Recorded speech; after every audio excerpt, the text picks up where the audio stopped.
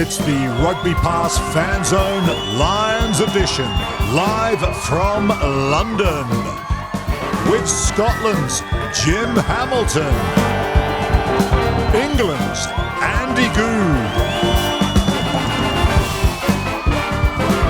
Ireland and Lions' Stephen Ferris,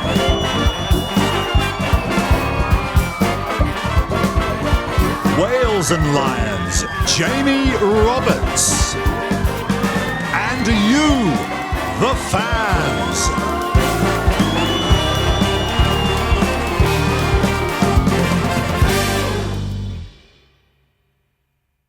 I think it's great in terms of, first of all, him making a brilliant recovery to make himself available again. So, you know, he had a run out the other day and had some time on the pitch, and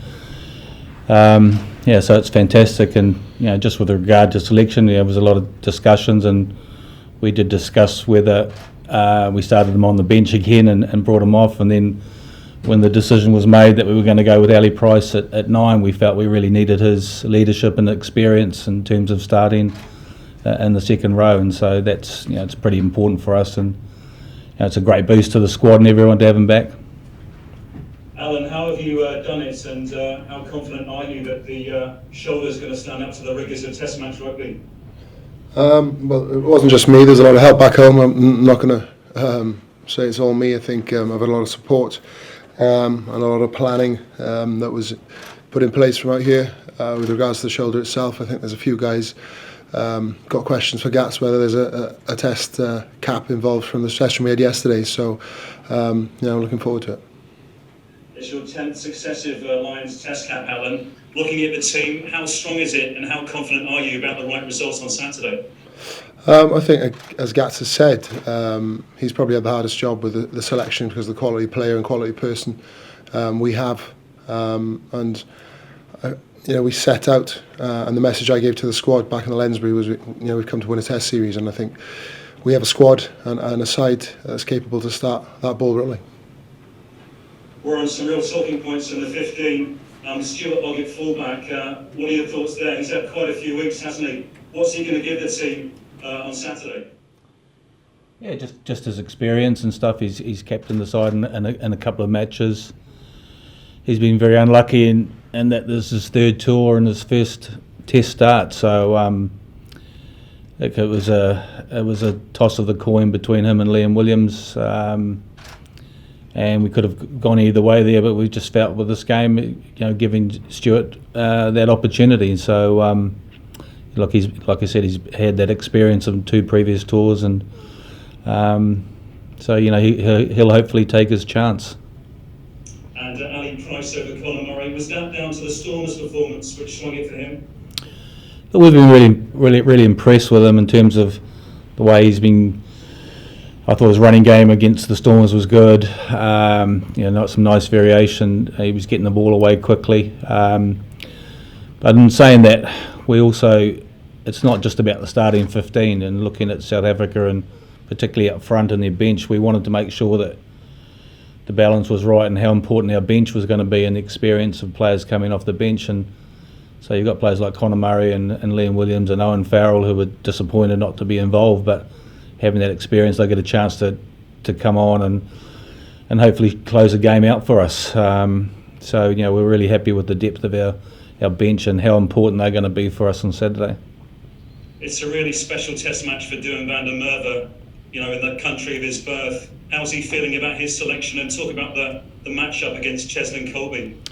Yeah, it's going to be a real challenge. Cheslin didn't get many opportunities. He had one opportunity in that A game and made the most of it, and so we can't afford to do what he did in that A game and kick the ball down his throat. So we won't be giving him hopefully as much time and space on the ball on Saturday. So look, it's a challenge for him. I spoke to him yesterday and said to him, what's coming on the weekend, and he was fully aware, because I presume every time he touches the ball they'll be trying to hit him with everything they've got. There'll probably be some verbals at him as well. So he's well aware of what's at stake, but he's been incredibly relaxed. He's he's the way he's been running with the ball and beating defenders and also scoring tries, top try scorer in the Six Nations. It was a really tough call in terms of that, and leaving Josh Adams out. I spoke to Josh yesterday and just sort of said, that was such a tough call for him, for us in terms of and for himself. He had a pretty emotional week last week with the birth of his child, and then the next couple of days and checking there. And by his own admission, he probably didn't play as well as he normally would on the Saturday, and that's completely understandable because of the week he had a little knock in his hip and had quite a significant blow to his sternum that was pretty sore as well. So tough call, but we made that decision. I spoke to him about that, but for a number of players I spoke to and showed them some stats from previous tours of how the test team from test 1 to test 2 to test 3 how many changes had been made traditionally. So everyone, even though they're not involved, hopefully will still be in the picture and still get opportunities. Yeah, I mean, some big names are on the bench, some big names not even on the bench. I mean, how generally are they taking the news? Obviously, I expect the guys to be disappointed, and that was a chat. They're not going to be.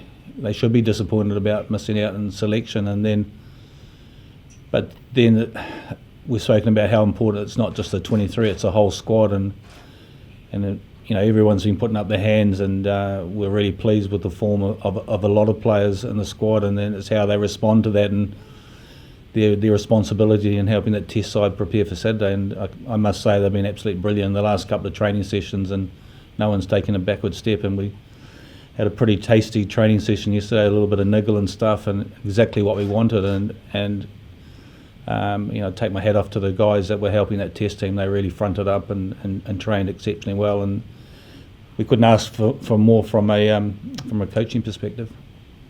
Just finally, Warren, the team was in the public domain before today's announcement. How did that happen, and are you bothered much?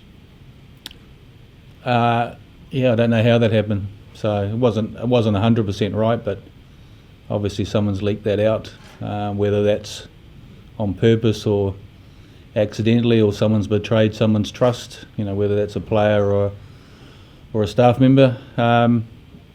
So what I'll do next week is just name the team to the players, and then name the team to the press straight away. Thanks so much. Thank you. Warren, some of the combinations haven't been tried on the tour so far. There are obvious reasons behind some of them. Have some others, though, been deliberately kept under wraps? No, that wasn't our thinking at all. We looked at the team and picked what we thought were the best team for the weekend. Obviously it was a robust debate. We were an hour and a half in selection. It was the hardest selection meeting I've ever been in. Asked the coaches to come along with their 23s, and we were all different.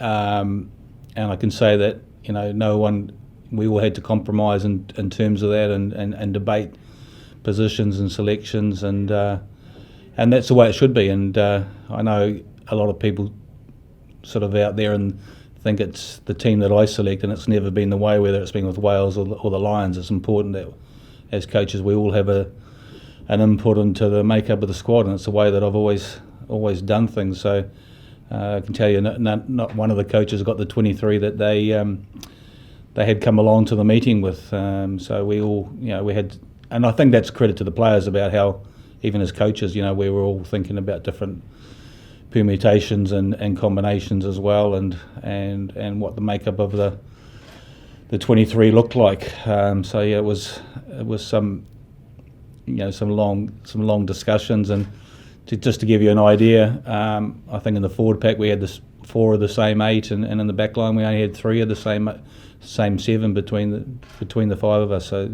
just goes to show how tough it was in terms of that selection, but like I said, it's a great place to be in because there's so many players in the squad putting their hands up and making it difficult for us.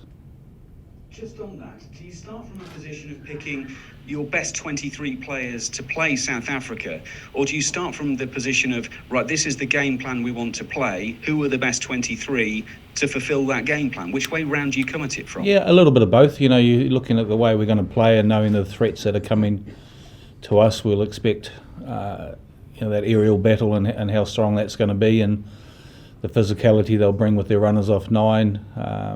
We don't think they'll play a huge amount of rugby. They'll play a lot of territory, so we've got to be strong in those areas and being prepared to stay in that arm wrestle and then wait for the opportunities that come from an attacking perspective, and then being able to capitalise on that.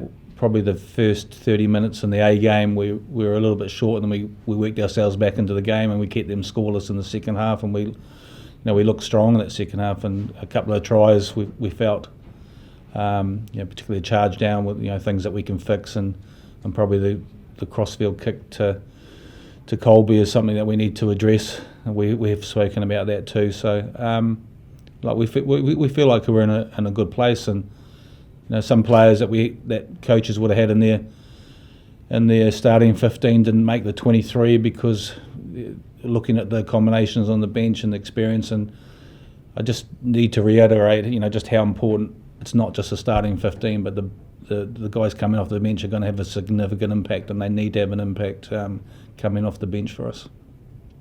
Alun Wyn will become the first player of the pro era to play 10 Lions Test matches. What does that say about him? That he's old.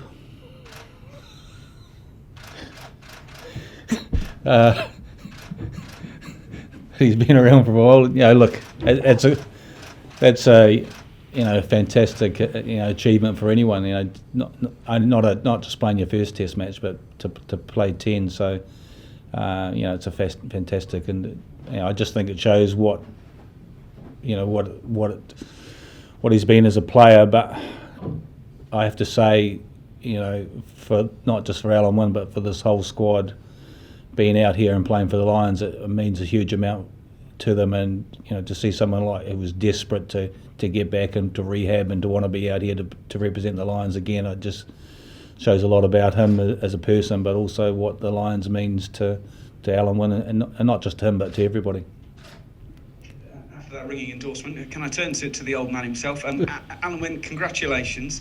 How does this Test week compare to the others that you've had so far? Well, it's still very young as we're on our day off. Bit of R&R. I think it's been pretty whistle stop for me since I spoke to Gats and some of the management about being involved on Saturday, literally off the plane, because we hadn't really got that far, obviously, because the timelines had moved forward a little bit. So I was fortunate enough to get the game time on the Saturday and put myself in contention. So to be sitting here now and involved in the Test week is everything I've worked for really over the last. If I'd be lying if I say it was 2 years. It's probably 4 years. Obviously, when you finish a series or a tour, you don't know whether you're going to do a next one, and a lot of games go under the bridge, as it were. So to be sitting here now, is a very, very special thing. But like I say, it's only a very short step towards what's going to be hopefully a very enjoyable week.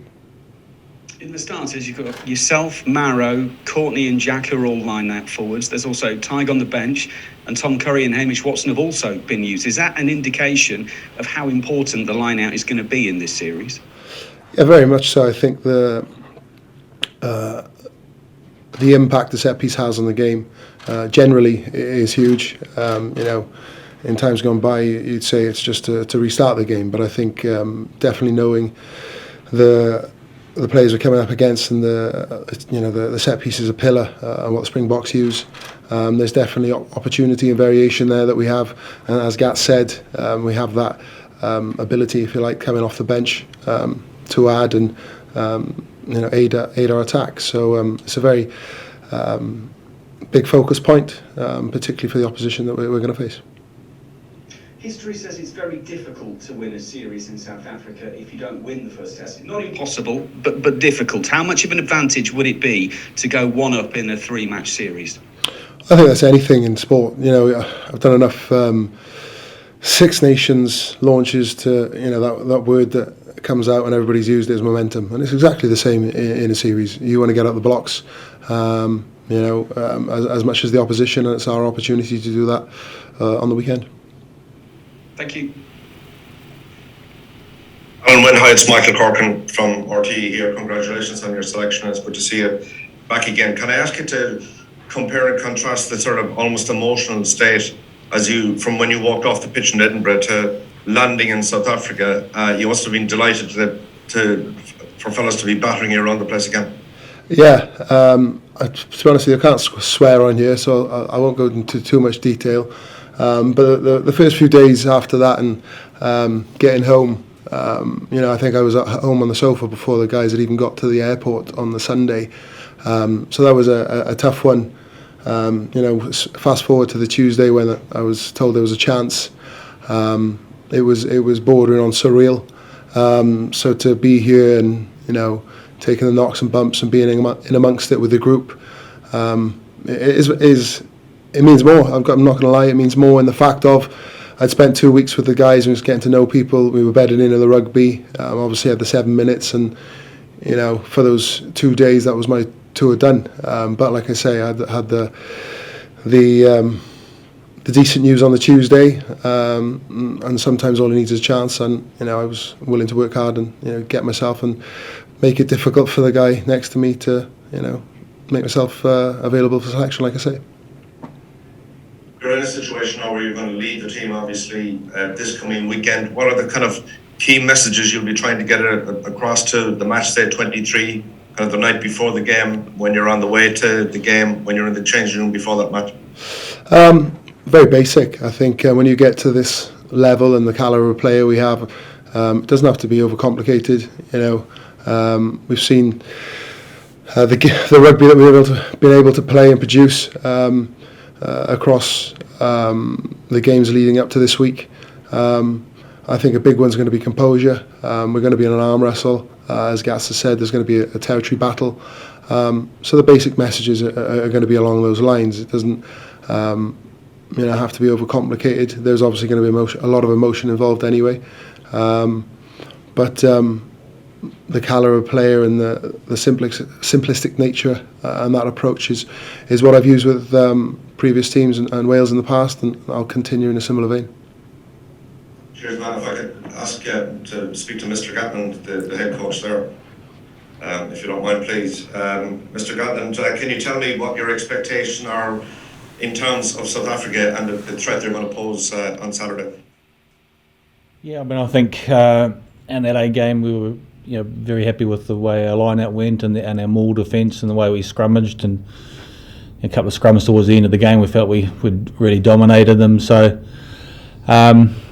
whether they come with different variations, I don't think so. I think they'll come with a harder approach in terms of that's one aspect where we were probably dented a little bit of their ego in terms of they haven't had that dominance in those two areas that they would have liked. Incredibly impressed with the way that we've defended on this tour and continued to improve in our defence. We haven't conceded a line-out maul try. We haven't conceded a pick-and-go try from close to our goal line. So, that's one aspect that we've worked really, really hard on. And if we can stop them from dominating in those areas, then they're going to have to go to something else in their game. Definitely they will kick a lot. So probably in normal internationals, there's possibly 20-odd kicks in a game from each side, and when you play South Africa in these games, you can expect up to 40-odd kicks in a game. So, like I said, that aerial battle is going to be a key to us, and at times we need to make sure, if those kicks from them or us are on the money, then you get the ball back. You've got to make the most of it in terms of those opportunities, but you've also got to be in a situation where you don't force things and you don't lose the patience to be able to maybe just put them under pressure and put the ball back and wait for the chance. So it's been smart about how we approach and manage that, but also being aware that when we do get opportunities, when the kick's not quite so good and we've got a bit of time on the ball, that those opportunities to counter-attack and to move those in those situations as well. So those are the sorts of things we've been working hard on this week. How important will the conversations be with the match referee if you get a chance to chat to him before the game? Given the fact that there are people who've got a really key role to play over the next 3 weeks. Yeah, we've got a meeting with the referees tomorrow at 3:00. So what's been good in the lead-up games with the referees we've been having meetings with them in terms of debriefing the previous game and looking at the game going forward and trying to just get that real consistency of the calls that have been made. And so that'll be very much the discussion with the referee tomorrow in terms of what he's seen in the previous games, the way that the referees have refereed them. We'll show some clips to the referee and just to get some clarity, so it's the same messages that we've had in the warm-up games. Are they seeing the same things and refereeing the same things? So it's an important meeting for us tomorrow in terms of just getting that clarity about the way that they've seen us from afar, and then also the same messages that have been delivered from the 3 referees we've had in those lead-up games are the same messages. Cheers. Thanks very much. Hi Warren, hi Alun Wyn. Warren, why do you think that the team selection was so much more difficult and the meetings so much longer and more detailed this time than before the first test 4 years ago? I think it's just credit to the players. I mean, there's so much competition in the squad and so many different choices in terms of options in terms of the players and potentially the way that we want to play. So and that's been fantastic. So in the games, in the lead-up games, there's been a lot of players put their hands up, and probably in previous tours you'd sort of go into the meetings and you'd have a consistency of 19 to 20 players that everyone was pretty much on the same page with, because that's the players that have been probably informed or put their hands up leading into the test matches. But this has been completely different. There's so many players that have really made the selection really difficult for us, and that, like I said, it makes it hard, but it's where you want it to be. And I think that from a positive point of view, that if there are knocks and injuries and we've got players and the depth in the squad at the moment that we can handle losing a few players. And I think looking at it, I'd like to think we've possibly got a little bit more depth than the South African squad has at the moment if they did pick up the same number of injuries. Stuart Hogg said the other day you're looking to keep the ball off the floor and play at pace, and your selection's borne that out, whether it's Daly 13, Price 9 or Conan at 8. So can we gauge from the selection, Warren, that you're not going in there just to try and beat the Boks at their own game? Oh, absolutely, and it's twofold. You can't go into a test match playing South Africa without trying to match their physicality, because you can't allow that sort of dominance, and test match rugby is all about the physical battle, and it doesn't change, but then it's making sure that you're smart in terms of when those chances from an attacking perspective come, we've got to look at capitalising on that. And even after that A game, we felt afterwards, just particularly in that second half and how strongly we finished, we think we're in a great position from a conditioning point of view. The guys have worked incredibly hard in Jersey in terms of the pre-tour camp, and they've worked really hard since we've been here. A lot of stuff and conditioning wise and altitude, and we've really got the benefit of that as we've come down to sea level. So we don't think we're going to fall away. We think as the game goes on, we're going to get stronger and stronger. So those are the sort of things that we're taking into the game with a lot of positives. That we're going to be in an arm wrestle at times, but we've got the confidence that we can work through that, and you're not going to get everything in your own way in a test match. And times you're going to be under pressure and you're going to have to defend, and then there are times when you're going to have some ascendancy, and hopefully we've got the ability to be able to capitalise on that. You've got some guys who were heroes for you 4 years ago, like Jamie George, Tulupi Faletau, not in the 23. Murray and Farrell were both regular test starters there on the bench. With someone like Owen Farrell, who is very unused to not being in a starting 15 when he's fit and available, what have you seen from him this tour, and what do you want from him as a replacement on Saturday? Yeah, just his experience, and I had a good chat to him, and he wanted to know where he was. And sometimes you don't have the answers to players. It's just you've decided to go with the player because you feel that they're the right player at the time, and we felt with Dan Bigger he was the right player. But the message to Owen was, his experience coming off the bench, and then to play instinctively, and that's one of the things that he has been good in the past. He's an instinctive player.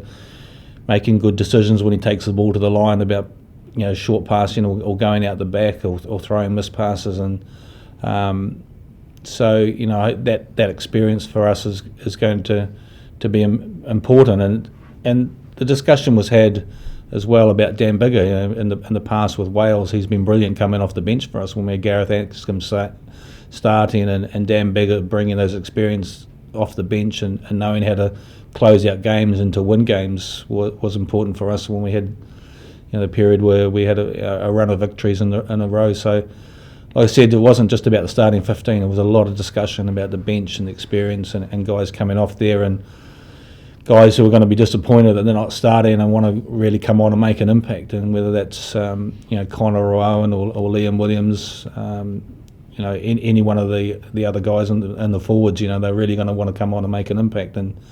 And that's exactly what we'll be looking for, and we feel that these guys can come on and make a difference. Brilliant. Just a very quick one to Alun Wyn, if I can. Alun Wyn, you mentioned how, when you left Edinburgh, things were pretty bleak, and come the Tuesday, you got that sort of little bit of hope. What was going through your head when you did get the call, or you were told that you might be able to make the first test after all? Well, I think the first thing we did, we got all the. To be honest with you, there weren't many thoughts I could probably share with you, but it was a quick couple of phone calls to get all the apparatus I needed to start the recovery ready for the next day, and I made sure I didn't dwell on that and the situation for too long. It was about being proactive and starting the recovery, and that's what I did, and I guess that's why I'm here. Thanks, guys. Afternoon, guys. Alun Wyn, having come so close against the Boks with Wales in 2019, will that be in your mind going into this test, the battle that was and the emotions that you felt after the game? I realise how close it was, and in part there's a lot of similarities, I suppose, in what we're expecting from the Springboks, but you've got to park that. It's gone. This is a same colour jersey but a different badge on it, and that's the focus. And like I say, you can't dwell. But that experience gives us, the guys that are involved from a Welsh perspective and an English perspective, obviously in that tournament, and the knowledge to know what we're going to go up against, and focus about this weekend and nothing that's passed. Cheers. And Warren, it's been 20 years since Scotland provided a test starter for the Lions, and there was a lot of proud people up here today having seen the selection. What does your selection say about the journey that Scottish rugby has been on over these years? Yeah, there's obviously, I think the pleasing thing from my point of view is I thought the last Six Nations was the closest Six Nations that I've seen in a long time. You take Italy out of it, but any of the other teams were capable of beating each other on the day, and we saw that during the Six Nations, and that's what you want to see. You don't want to see one or two teams dominating that, and even though Scotland did finish fourth in the end, another victory, and it could have been different. So I think they're on a journey and an upward journey, and hopefully that continues for them, because the important thing is about there's been improvement, but then it's about also making sure you continue winning those big games, and that's what really matters, and then hopefully winning titles, and players knowing how to win in finals or win in Grand Slams or win championships and stuff, and that's when you're able to take your team to the next level. And I think they're in the process at the moment, the mid-process of developing some depth and some real depth in their squad, and then hopefully they're able to continue to build on that. And that's I think that's the thing and the challenge for Scotland going forward. But they've definitely made improvements over the last 4 or 5 years. There's no doubt about that. Thanks both. Last one, Ben. Hi Warren. You mentioned Josh Adams and sort of the emotional week he's had before. Can you just elaborate on whether that was sort of the deciding factor behind his absence, or was it more of a tactical thing in how you want to approach this first test?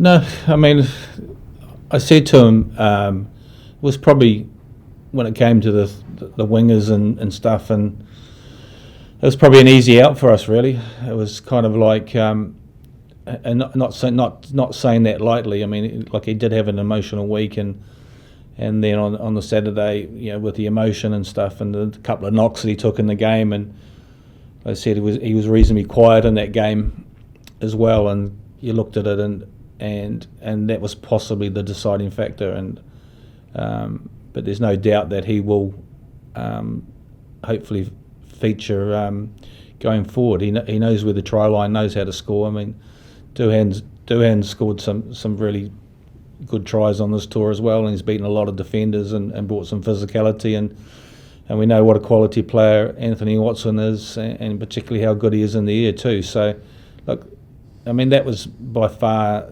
the toughest call for us in terms of who we picked in the back three. Lots of other positions as well. I mean, any one of the three hookers could have started. They're all quality. There's a lot of depth in that position, and then finally getting the balance of our back row. So, like I said, it was a long discussion and debate and selection, and as coaches we all had different 23s, and any 23 I saw from the experts or the ex-rugby players in the media, they were all completely different as well. So lots of, but I don't see that as a negative. I see it as a real positive, because it just shows what strength and depth we have in the squad at the moment, and the options we have in terms of selection. Thanks all. Thank you very much. Thank you, gents. Yes.